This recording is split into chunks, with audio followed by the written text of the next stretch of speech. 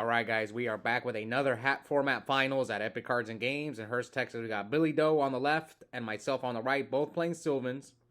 So this is Billy Doe's channel debut. He made it all the way to the finals. We'll see if he can get that first win. He was the 4 seed. He was actually, this was a smaller tournament. We only had 10 players, and I went X1. Billy went, he was the only X2 that made it. He snuck in at the 4 seed and knocked out the 1 seed, Merguim, who was on a 10-0 undefeated streak in hat format. So we'll see. I think been a few people who have won on their channel debut, won the tournament. I know Torta did it and Eric Hernandez did it. Both in hat format, so maybe this will be the third time it happens.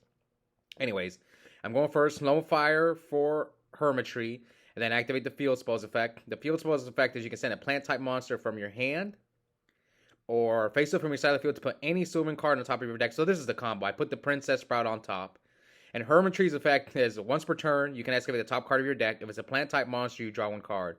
So a lot of the times you'll put the Princess on top. That way you can excavate the Princess, draw one. Princess, when it's excavated, you special summon it from the graveyard, declare level 1 through 8 becomes that level. So you draw a card, bring out the Princess, and you make her level 8 XYZ monster. Because the Princess, you can make it a 1 through 8, I believe. Now, Billy Doe, I believe, came over from Modern Yu-Gi-Oh!, so I'm not sure how familiar he is with hat format. We'll see how he does. And right now, currently, there's I think a 3-way tie for the most wins on the channel in hat format between myself, Creighton, and YCS champion Dennis Nada. So if I win here, I'll be in the lead for the most wins in hat. And here comes Soul Charge. The Soul Charge target any number of monsters in your graveyard. Special summon them, and if you do, you take 1,000 for each. And you cannot conduct your battle phase of turn use Soul Charge. And you can activate one Soul Charge per turn. So I Lone Fire for the Spore. Lone Fire for the Hermitry. So I remember this game. I do not have Vanity's Emptiness, but I'm a dig for it. I think I have Upstart and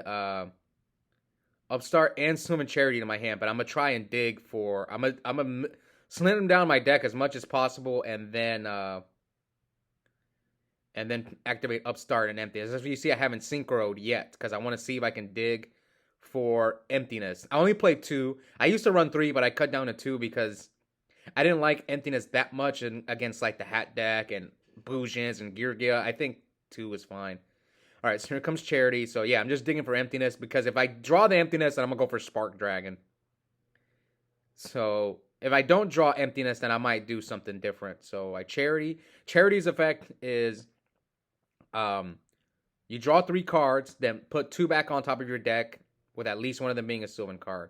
So I'm a Synchro for Stardust, and then bring out Spore from the graveyard. So yeah, for those guys who don't know Spore, Spore, I think everyone knows Spore. It's kind of a Tengu card. So we go for double Felgrand Stardust. But no back row, which is unfortunate. So Billy could deal with the Stardust, but the Felgrands, he could deal with this board if his hands is strong. It's not an intimidating board. That's how I was hoping to draw in. I was hoping to draw into Emptiness or Chalice. I'm main decking Chalice as well. So here comes Charity from Billy. He draws Upstart and double Red Tree. Ooh, what an awful. And yeah, he just concedes his hand. He can't break this board. So I take game 1. Quick game 1 for Sylvans. Again, 1 win away from getting the 4th hat win. I've been in the finals, 6 times? Yeah, this is my 6th time in the finals. I did lose twice to Boujins. And what's just funny, Merguim was undefeated, and Merguim had beaten me 3 times in a row. So I was kind of expecting us to face in the finals because Billy's so new. But if you guys watch the top 4 match, I think Billy just overwhelmed him. And I think Merguim kind of messed up a little bit in the 3rd game. Anyways, here comes Emptiness. He chains Emptiness to my Lone Fire. So Emptiness effect is neither player can special summon. And if it destroys itself if a card is sent from your side of the field or your deck to the graveyard. Now, for those guys who maybe are new to hat format, XYZ materials do not count as being sent from the field to the graveyard. Because I saw Merguim didn't know that in the top 4 match. It's understandable, though. All right, so it looks like I'm putting the field spell back on top for Sylvan Charity and Marshall Leaf. So the little, I guess if Marshall Leaf gets excavated, I'll tell you guys what it does. And one thing I do want to mention, I know there's some people who complain about me explaining all the cards. The reason I do it in hat format is because my channel is mostly an Edison channel, and maybe some of you guys who watch the Edison videos maybe occasionally chime in for hat. That's why I explain the cards to get people into hat format. Obviously, Edison is by far the most popular retro format, so we'll see. I hope, other formats pick Steam. But anyways, here, Billy flips the red mushroom. The red mushroom, when it's flipped, you excavate the top 5, up to 5 cards of your deck. If the plants get excavated, the rest go to the bottom of the deck in any order. So he turns off his own emptiness, excavates he excavates Princess and Marshall Leaf. And then he uses Curry Bandit's effect during the end phase. So Curry Bandit's effect is, the turn is normal summon during your end phase. You can excavate the top 5 cards of your deck. And out of those 5, you add a spell or trap to your hand. So he added Soul Charge, but he didn't trigger any of his Sylvans.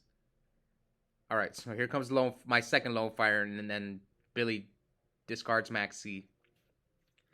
I bring out Hermitry. So he's going to draw a card each time I special summon for the rest of this turn, thanks to Maxi. So now I discard Sage for the field spell. Put another Sage on top. I personally do not side deck Maxi in the Sylvan Mirror. I just don't like Maxi that much.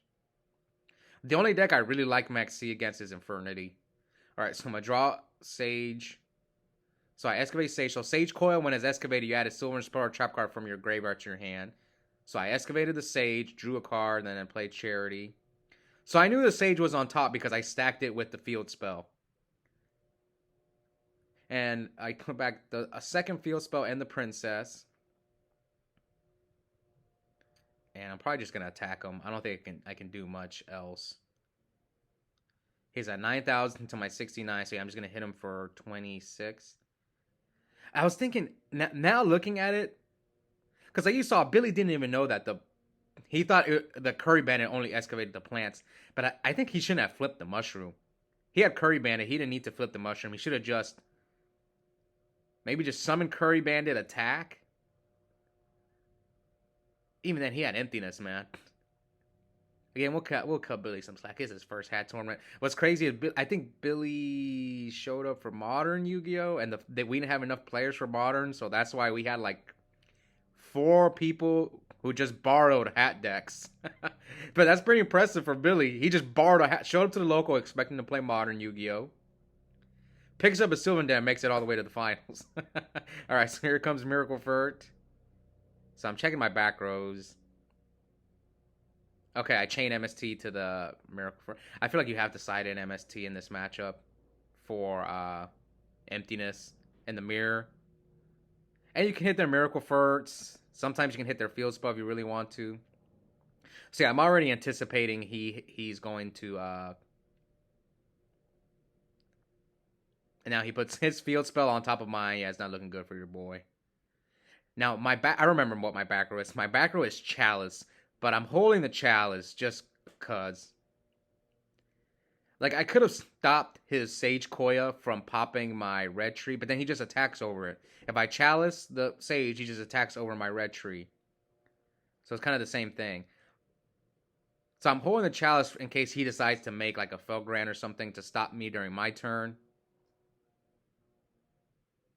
Alright, 64. So he puts the Princess on top. Has he used the green? Yeah, he used the green tree already. Because that's how he's able to excavate Marshall Leaf to pop my Hermitry. Alright, so he's got 2 cards in hand. I'm at 64 to 69. And here comes Soul Charge. So he Soul Charges for 1. I side DD Crow, but I'm guessing I don't have it here. But there's nothing. He actually didn't hit anything off of the Curry Band. He milled 10 cards, but didn't hit anything too threatening except the Hermitry. Now, he could have grabbed another plant, but I don't think it changes much.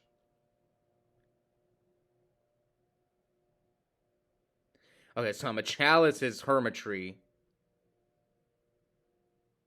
And now he's got one card left in his hand. So we're at what, 54 to 69. Does he have another play? No, he passes. All right. Let's see what I can do now. So yeah, I held the chalice. After once his soul charge was gone, he's left with one card in hand. I was like, okay, now I'll use the chalice, because otherwise he was going to mill the princess, draw a card, and then make a rank 8, and I have to chalice the rank 8. I was like, I might as well just chalice the red tree. You're not gonna draw a card, so and you're drawing the princess.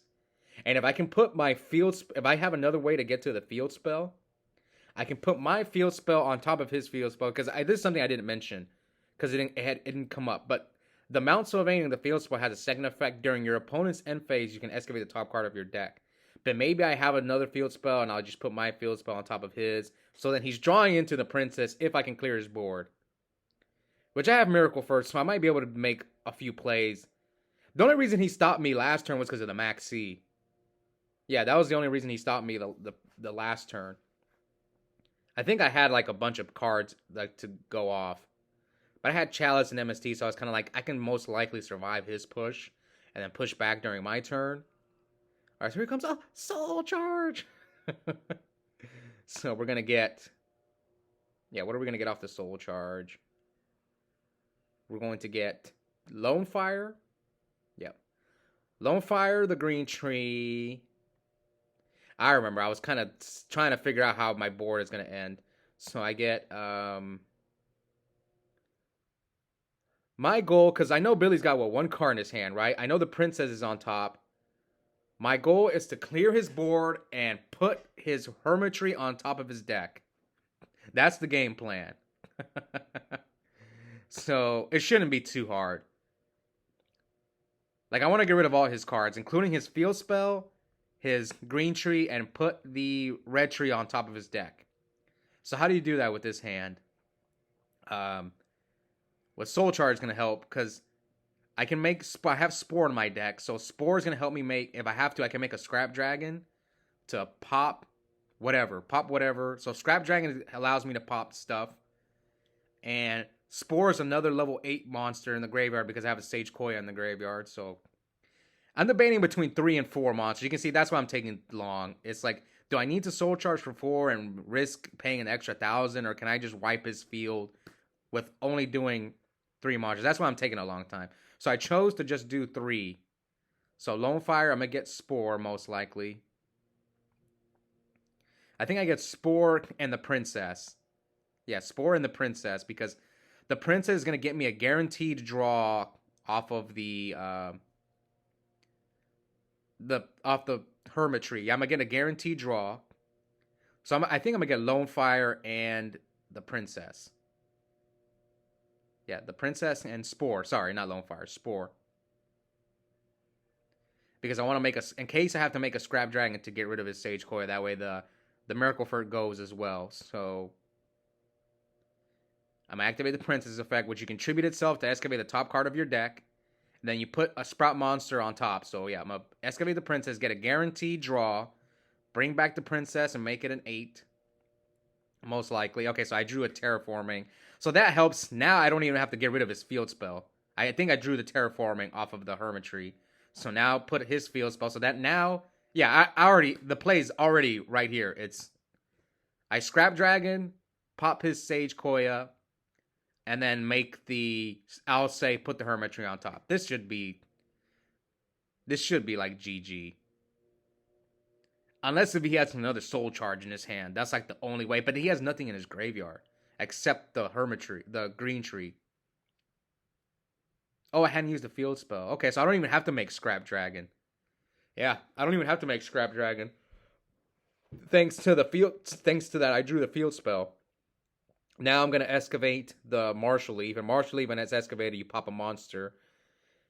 And Sage Koya is the one that's going to excavate the Martial Leaf. Sage Koya has another effect. It's kind of like the big red tree. Yeah, you excavate. But except you don't draw. That's the only downside of Sage Koya. So, yep. We're going to Synchro for 8.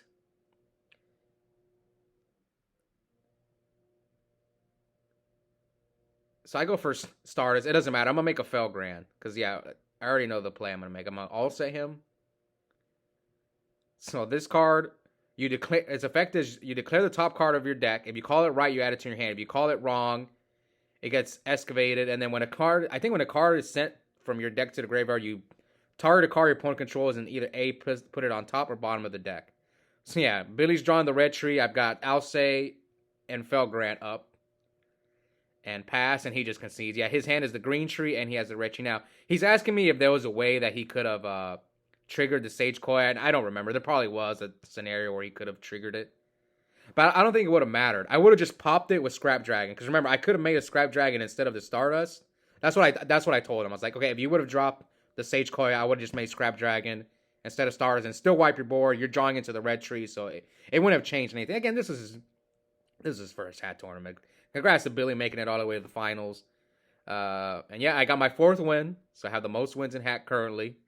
And the reason I'm bringing this up is actually in a few weeks, I'm going to make a tier list for the past 3 months for all the players on Epic that have been featured on the channel. Because my friend Los, he used to do a tier list every 3 months of like who performed well at the local. So I'm gonna take over it now because Los kind of stopped playing Yu-Gi-Oh! So I'm going to take over the tier list and I'm going to make a video for the Epic players, how everyone did the past 3 months. So yeah, stay tuned for that. And yeah, so it's kind of like a competition at the local now. Like for example, I'm going to do a tier list for hat and a tier list for Edison format. And right now I have the most wins in hat, so we'll see. Anyways, hope you guys enjoyed it. And check out the link in the description. I have a coupon code for 5% off Yu-Gi-Oh! Singles and product at Epic Cards and Games. The code is my first and last name, Oscar Zelaya, one word, all caps. And yeah, I'll see you guys next time. Bye.